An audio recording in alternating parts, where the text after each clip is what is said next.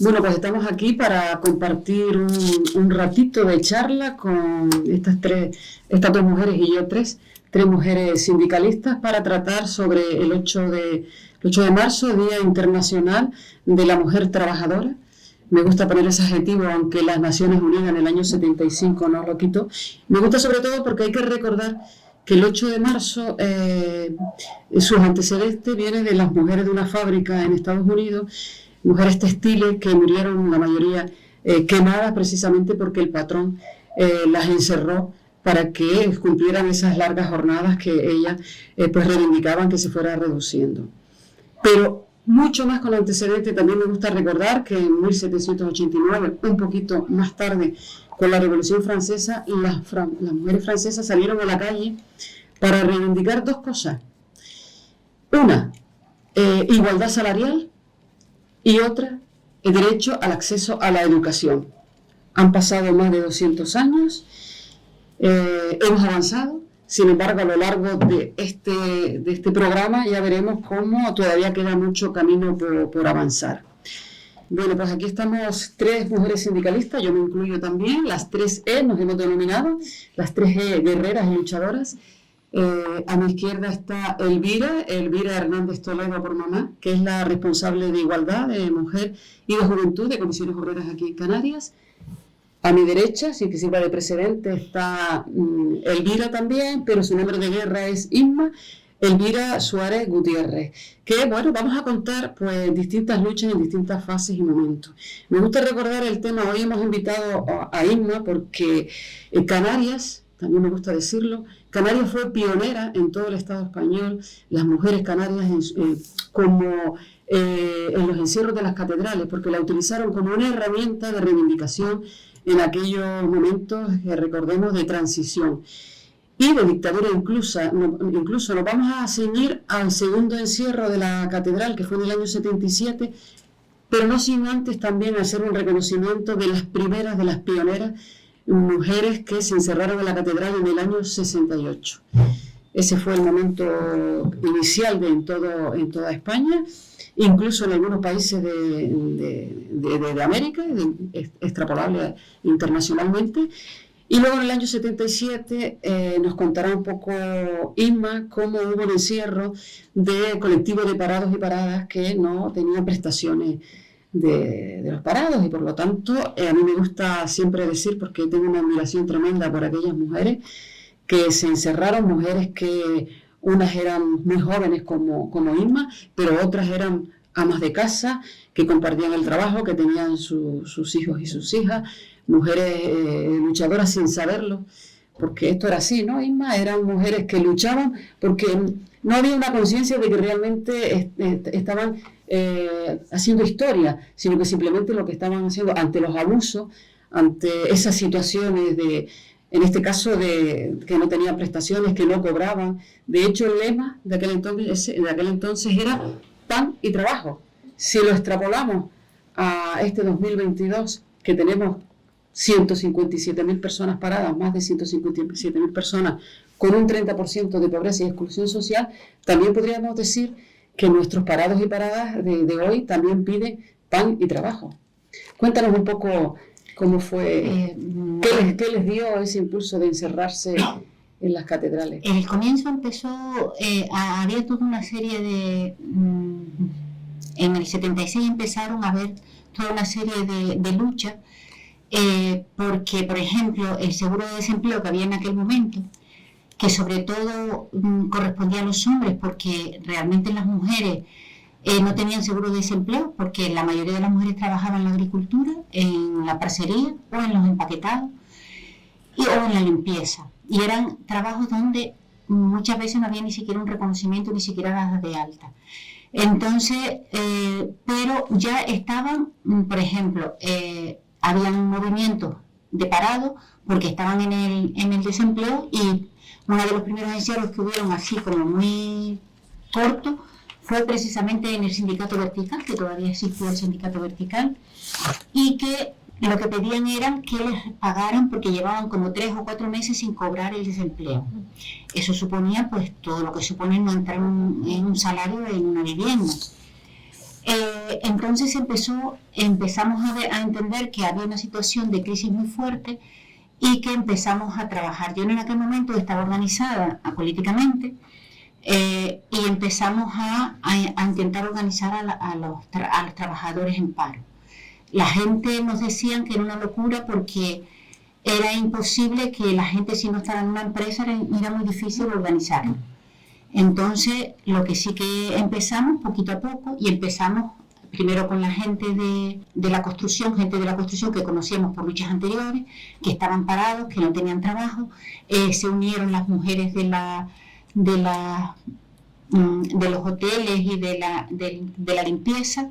Luego se unieron también gente de empaquetado y así se fue creciendo el movimiento. Se empezó, en ese momento se unieron también una empresa enorme que estaba parando a la gente de la agricultura, como era los Betancores.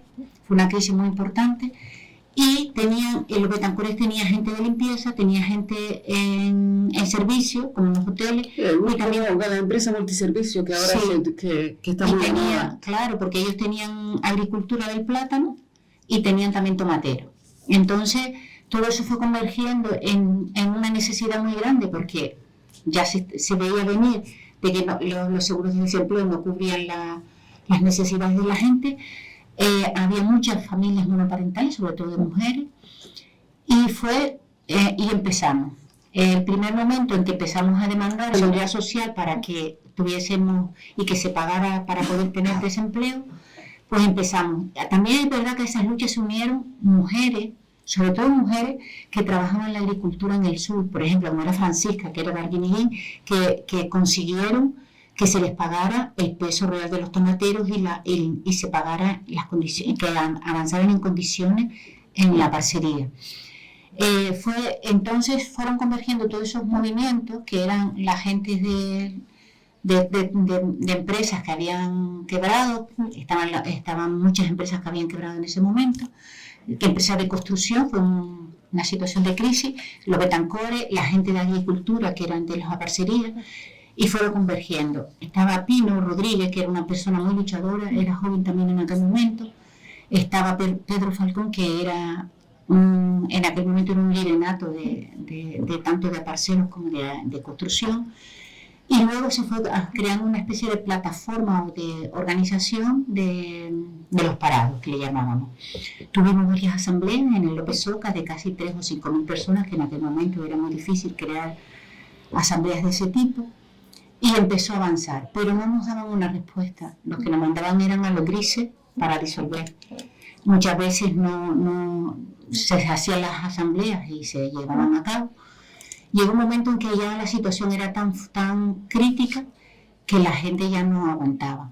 Hicimos una sentada en la Plaza de Santa Ana, donde los trabajadores de los Betancores en ese momento eran señores mayores ya, eran de 50, eran gente de la agricultura del plátano. Y en un momento dado la policía cargó. La gente estaba sentada en la plaza y la policía cargó. La gente, los trabajadores que no entendían, sobre todo los de la gente de la agricultura, no entendían por qué les pegaban si estaban haciendo una cosa muy, muy justa, ¿no?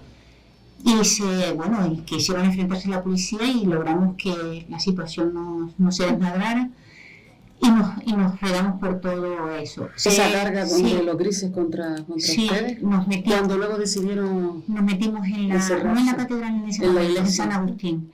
Nos metimos en San Agustín. Allí estuvimos varios días, pero la policía nos echó. Y corrimos la voz de que teníamos que encerrarnos en la catedral. Entonces empezamos a correr la voz. De la coordinadora de parados se quedaron gente que no se encerró porque necesitaba la coordinación externa y los demás nos encerramos. Allí estuvimos, sobre todo vinieron muchas mujeres con sus niños y se encerraron con nosotros, mujeres que trabajaban en los empaquetados, mujeres que trabajaban en la agricultura, porque en la agricultura la mujer trabajaba invisiblemente, quiero decir, era invisible. Quien cogía el contrato de parcería era el marido normalmente, excepto Francisca, que era una mujer excepcional y era un tornado de mujer, ¿no?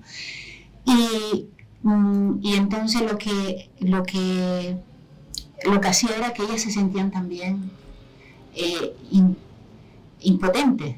Entonces se trajeron a los chiquillos, se metieron también, apoyaron, en eso estaban apoyando a los maridos, pero también estaban luchando por un su empoderamiento, porque yo también trabajo. Claro. Porque el contrato de parcería, si recordamos, era un trabajo de la Edad Media. Era un contrato donde, mientras se daba eso, el empresario daba una cantidad de dinero semanalmente para que fueran viviendo y pudieran trabajar. Cuando se terminaba la zafra, que era el tiempo del periodo, lo que hacían era, después de pesar el tomate, todo ese dinero que se supone que el trabajador, que era medianero, acumulaba, lo tenía. Pero claro, los tomateros salían adelante porque las mujeres estaban ahí. Si ibas a los cultivos, veías a los niños en las cajas de tomate metidos, y las mujeres amarrando los tomateros, forradas hasta de todo tipo para no quemarse con el sol. En aquel entonces no había escuelas infantiles ni nada de eso. No. Mira, en ese periodo que ustedes se encierran en la catedral, que hay unas imágenes ahí significativas, porque se ven unas imágenes de una mujer que se la llevan porque hay un despayo o lo que sea. Eso fue cuando se metieron y nos echaron. Exacto. Cuando en San Agustín nos echaron. Eso se los echaron, pero yo veía cuando estamos en la catedral, que es el último paso previo a donde luego al final consigue el objetivo, a donde queremos llegar, y hubo en ese momento interlocución por parte del gobierno civil, e intentaron contactar con ustedes cuando ustedes estaban dentro. No, el gobierno civil lo que nos hicieron mandarnos a los policías. Cuando sacaron a la gente, cuando las expulsaron, hubieron también histerismo, estuvieron golpes, y entonces la gente subieron escenas también así fuertes, ¿no? Y luego cuando estuvimos en la catedral, pues también hubieron gente que estaba dentro, sobre todo había gente mayor que estaban peleando dentro, sobre todo mujeres que tuvieron que atenderlas. Hubieron intentos de meterse a la policía cuando estábamos dentro de la catedral. En la catedral duramos mucho más tiempo, y entonces cuando vieron que la cosa era como más seria, ya empezaron a ver. De hecho, cuando estábamos en la catedral, después de todo el proceso de enfrentamiento, teníamos que tener cuidado cuando salíamos y entrábamos, porque no nos dejaban entrar. Las mujeres pues teníamos que estar allí en las condiciones que estábamos, porque no habían otras, ¿no? Intentaron desalojarnos, y entonces este hombre, el obispo de aquel momento, pues consiguió, no permitió que la policía entrara. Y entonces ellos lo intentaron varias veces por la noche, trepando por eso, que fue cuando subimos a la torre a tocar las campanas para despertar a todo el mundo, y entonces ellos tuvieron que volverse para atrás porque estaban escalando por la parte de atrás de la catedral, y se paró. Entonces ya la cosa empezó a ser más seria. Nosotros teníamos fuera, quien salía a dialogar era una parte de la coordinadora con los empresarios y con el gobierno. Y al final hicimos que se viniese, lo mandó el gobierno a Martín Villa para concretar cuáles las reivindicaciones nuestras, ¿no? Yo en esas negociaciones no estuvo Pino sobre todo, estuvo Pedro y estuvo José Luis, estuvo Francisca, me parece que también estuvo. Después las mujeres fueron unas luchadoras natas. Yo creo que sin pretenderlo, porque la verdad hay que decirlo todo, sin pretender que fuera una lucha feminista, se convirtió en una lucha feminista. ¿Por qué?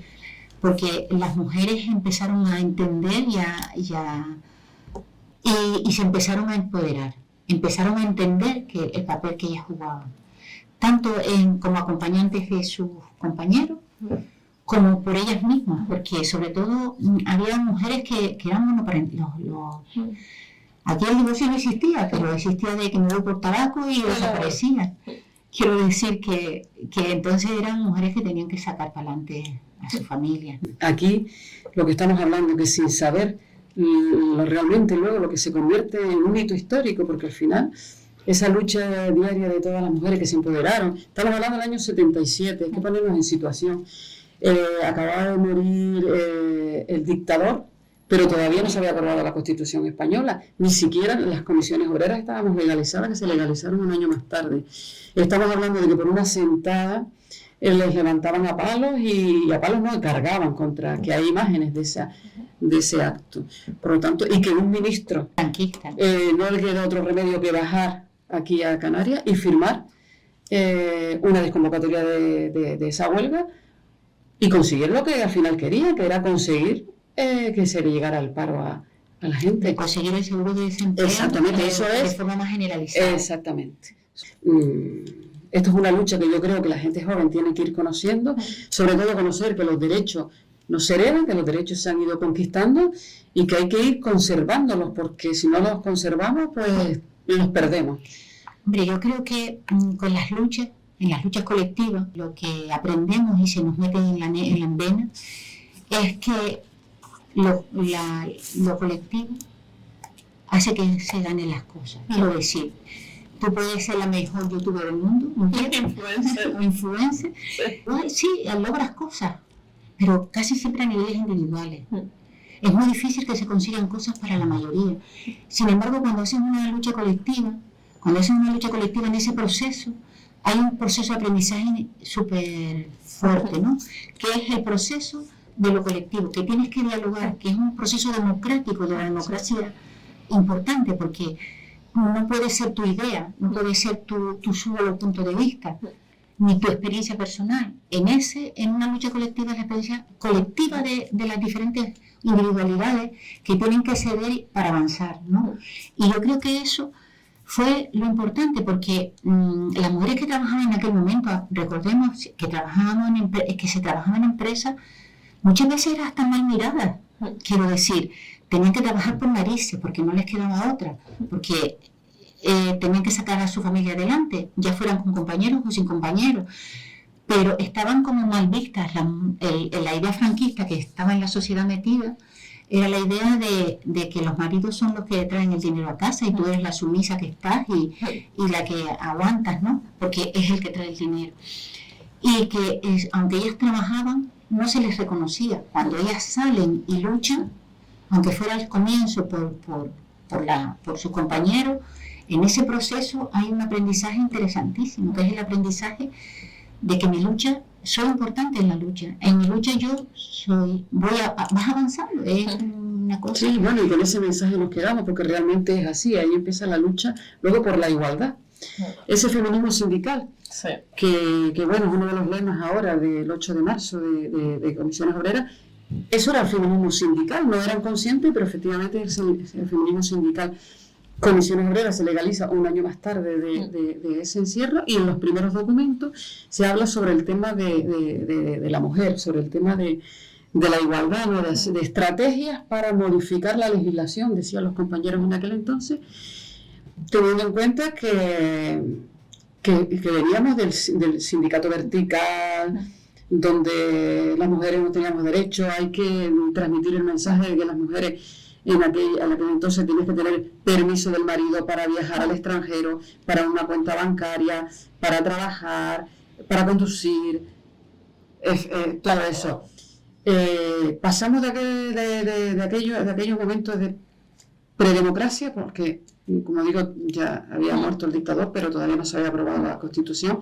En el año 78 se legalizan las comisiones obreras, y a partir de ahí, comisiones obreras existían antes, ¿no? Pero legalmente, a partir de ahí, pues empezamos en todos los documentos a tener esa lucha por la igualdad. Han pasado casi 50 años, ¿no? Y el lema, precisamente, la fuerza transformadora del feminismo sindical, pero seguimos peleando con aquella brecha salarial que hablábamos de la Revolución Francesa. Sí. ¿Cómo estamos ahora, Elvira?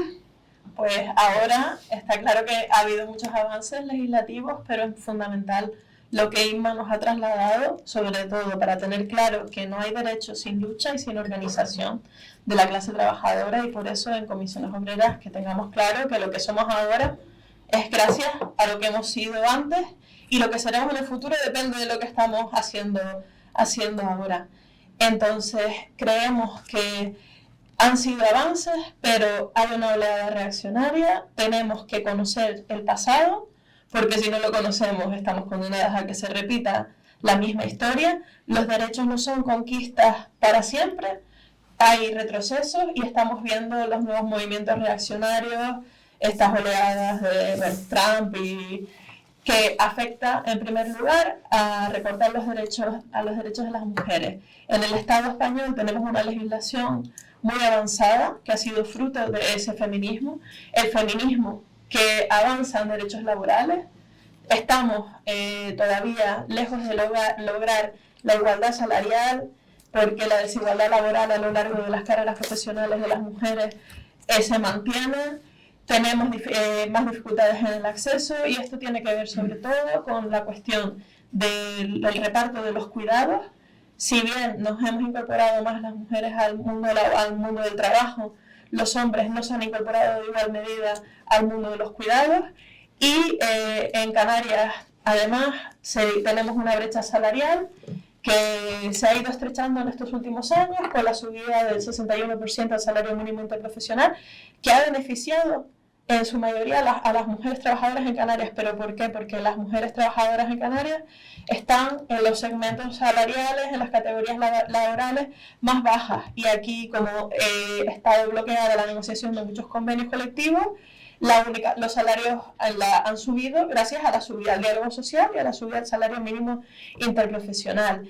Pero hay que ver que hay muchísimas mujeres todavía en Canarias que están fuera del mercado laboral porque están asumiendo esa responsabilidad de los cuidados en ausencia de los servicios públicos, en un estado insuficiente del bienestar, los problemas que hay de la infrafinanciación de la dependencia. En todo esto vemos que necesitamos seguir a través de las herramientas del feminismo sindical. Para nosotras, el reivindicar el feminismo sindical, en el último congreso lo introdujimos en nuestros estatutos y esto lo aplicamos en el día a día, en acabar con esta brecha salarial, en lograr la igualdad efectiva entre hombres y mujeres en el ámbito laboral, con una herramienta de negociación colectiva que son los planes de igualdad y en los que vemos que haciendo la radiografía de los puestos de trabajo en las empresas de más de 50 personas trabajadoras tienen la obligación legal y ahí es donde vemos la transparencia retributiva, por cómo hay complementos personalizados que reciben mayoritariamente los hombres, cómo hay complementos que parecen neutros salariales y que son las que de disponibilidad o de nocturnidad que están recibiendo fundamentalmente los hombres, y al final las mujeres tenemos más interrupciones en nuestra vida laboral porque tenemos que asumir la carga de los cuidados todavía de una forma desigual y porque accedemos con peores contratos, tenemos unas carreras laborales más cortas, el techo de cristal que parece que que queremos romper, pero luego a ver quién recoge los cristales rotos, el suelo pegajoso, también las paredes de cristal, porque en la promoción horizontal y en la promoción vertical, y en Canarias la tasa de actividad de las mujeres sigue siendo inferior a la de los hombres. Seguimos teniendo de media en el salario medio anual una diferencia de más de 1.000 euros entre lo que cobran las mujeres y cobran los hombres, que han estado ocupados más de 30 semanas durante el año, y quedan muchas mujeres que injustamente a niveles estadísticos se las llama inactivas, y son aquellas que no pueden ni estudiar ni están buscando trabajo porque están cuidando a tiempo completo. Hasta que no avancemos en más derechos, sobre todo en los permisos de conciliación corresponsable que sean completamente retribuidos, no lograremos la igualdad salarial. En el reparto de los cuidados, cuando los permisos no son remunerados, en el 88% de los casos somos las mujeres las que los asumimos, las excedencias de cuidados de familiares. Cuando empiezan a ser remunerados, acceden también los hombres. Y en ese camino es en el que tenemos que seguir avanzando y reclamándolo día a día en todos los centros de trabajo. Claro, porque es clave, tú lo decías antes, el reparto de los roles. Es curioso cómo las mujeres nos incorporamos al mundo del trabajo Y los hombres no intercambiamos esos roles, y los hombres no se incorporaron a las tareas domésticas en general, ni se incorporaron a los cuidados. Por lo tanto, uno de los avances y de las reivindicaciones del sindicato de comisiones obreras son los permisos igualitarios. Al final, ¿qué pasa con los permisos igualitarios? Que si no son retribuidos, lógicamente, que es una de las reivindicaciones nuestras, ningún hombre, nosotros solicitamos excedencias y no cobramos, porque nosotros tenemos interiorizado de que hay que cuidar, de que no podemos dejar a nuestros hijos ni a nuestros mayores desamparados. Sin embargo, a los compañeros, pues como no se les retribuyen, que es una de las reivindicaciones que estamos pidiendo, que las excedencias, los permisos sean retribuidos. Creo que es una cuestión que incluso Europa nos ha tirado de la oreja, ¿no? Sí, porque no se ha traspuesto la directiva correctamente. Estamos reclamando este 8 de marzo en concreto las 8 semanas remuneradas para el permiso de cuidado de menores de 8 años que está incumpliendo el Estado español, porque nos está colando el permiso de lactancia, y no, tienen que ser las 8 semanas retribuidas e ir a más. Las políticas de bienestar social, las políticas de cuidados, y por eso desde Comisiones Obreras hemos propuesto un pacto integral estatal de cuidados con medidas que tienen que aterrizarse de las administraciones públicas autonómicas a la administración estatal, pero que pasa por una red de centros de 0 a 3 años, pública y gratuita, los centros de día para personas mayores, y también poner a los cuidados en el lugar que se merecen, dignificar la profesión de cuidados. No es justo que con una formación similar, un electricista que tiene un grado medio, que es una titulación profesional, cobre más que una cuidadora a domicilio que también tiene un grado medio, pero que pasa que la profesión del electricista está masculinizada y la de las mujeres está feminizada y está peor percibida socialmente y peor retribuida.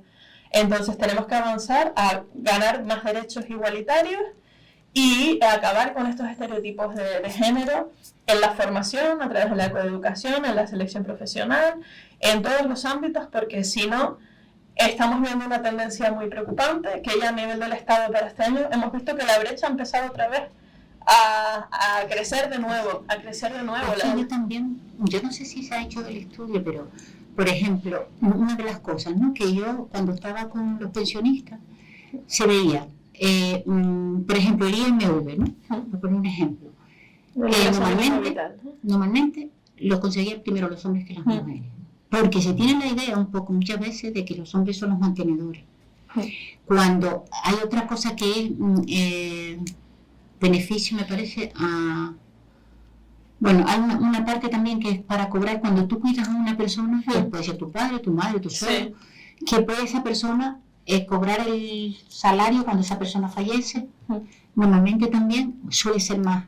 No sé si es porque el conocimiento administrativo para llegar a esas ayudas o a esa especie de, no, yo no lo llamaría ayuda, yo creo que es un derecho que se merecen, ¿no?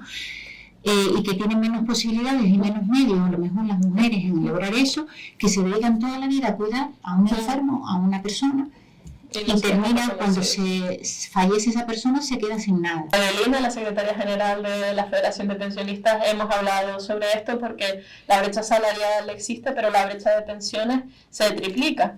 Y entonces las mujeres en Canarias están cobrando al mes una media de 300 euros menos que los hombres pensionistas. Son pensiones de pobreza. En Canarias estamos viendo los salarios más bajos de las mujeres, las pensiones más bajas de las mujeres, salvo las mujeres pensionistas. La única pensión en la que cobran más las mujeres son las pensiones de viudedad, porque son sobre la base de cotización del marido. Es que, por ejemplo, yo te pongo un ejemplo. Yo me acuerdo cuando estaba de liberal del sindical con enseñanza, me acuerdo que llegó un día a una compañera de un centro de educación que estaba preocupada porque le estaba haciendo unas cuestiones a la madre. La madre llevaba trabajando en empaquetado toda su vida. Tenía 4 hijos. Cuando se quedaba embarazada, se enteró después, cuando fue a darse de pensionista, no tenía los 15 años mínimos que en aquel momento se necesitaban para tener una pensión contributiva. Cada vez que se quedaba embarazada, le daban de baja, como tenía la seguridad social del marido, no no lo sabía. Durante todo el tiempo que trabajaba, la tuvieron a media jornada cuando trabajaba nada completa. Llegó a una pensión contributiva porque le faltaban, no sé si eran 3 o 4 meses. Y lo abonaron. Y con el decreto del 2007, que por cada hijo son 4 meses, pudo tener un año más y pudo acogerse. Sí. Ese tipo de Sí, que no lo saben. de terrorismo, porque eso es terrorismo, ¿no? Para las personas, para los trabajadores, se daba continuamente. ¿Quiénes estaban hoy con pensiones? La gente de mi edad, que en ese momento pues le hicieron toda esa faena, ¿no? Entonces, yo no sé en otros sitios, pero en Canarias eso se daba mucho, precisamente por lo que decía antes, porque la mayoría de las mujeres ayudaban en la agricultura sin darse de alta, como una parcería, o en los empaquetados, que eran los señores de aquello, eran los capataces, y hacían lo que le decían. Entonces, claro, era un montón de cosas que le dejaban fuera a las mujeres. Hay muchos casos de eso y esto da para mucho, pero ya tenemos que ir cerrando un poco. La brecha salarial de género, como decimos, una deuda pendiente con la igualdad. Y la brecha salarial no podemos esperar. No podemos esperar, ya vamos tarde y tenemos que acabar con ella, porque si no, hasta el 2042, si siguiéramos recortándola, pero esto nos afecta en la brecha de pensiones.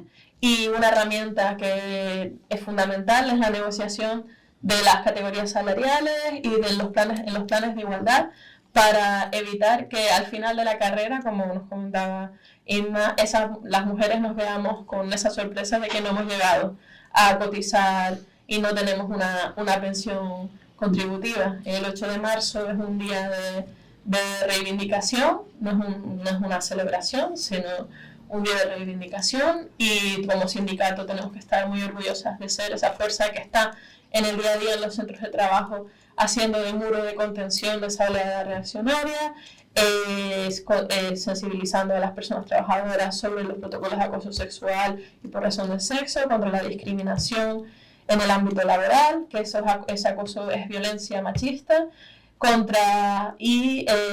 también dando a conocer los derechos de las víctimas de violencia de género que tenemos gracias a los avances legislativos, pero esos derechos que existen en el papel, que se conquistan con la lucha, luego se reconocen en el papel, pero si no se difunden, no se ejercen. Y ahí tenemos una tarea constante en todos los días, en todos los frentes. Bueno, quedamos con ese mensaje, el mensaje que nos decía Inma, de organización, unidad y lucha, porque hacemos historia. Muchas gracias. Pues sí.